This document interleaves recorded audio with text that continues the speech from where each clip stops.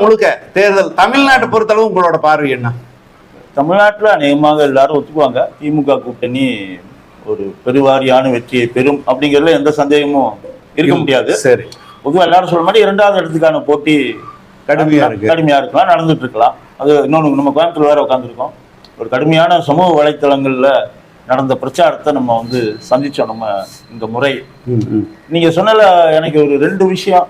ஒண்ணு என்னன்னா, இந்த 400 இடங்கள், அது அவங்க முழக்கம் என்னன்னா அப்கி பார் 400 பார், அதாவது இந்த முறை 400 தாண்டி, இதுதான் அதனுடைய தமிழாக்கம். அதுல அது தமிழ்நாட்டுல அது கேலி கூத்தா மாறின ஒரு முழக்கமா மாறுச்சு.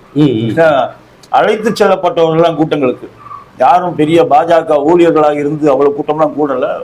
அவரு பிரதமர் மோடி சென்னைக்கு வர்றாரு, முழக்கம் என்னவா இருக்கணும் அப்படின்னு சொன்னா அப்கி பார் 400 பார்கள் நம்ம ஆளுகளுக்கு சொல்ல வரல, அப்கி பார் சாக்கோ பார் அப்படின்னு ஒரு கேலியா மாறின ஒரு முழக்கமாக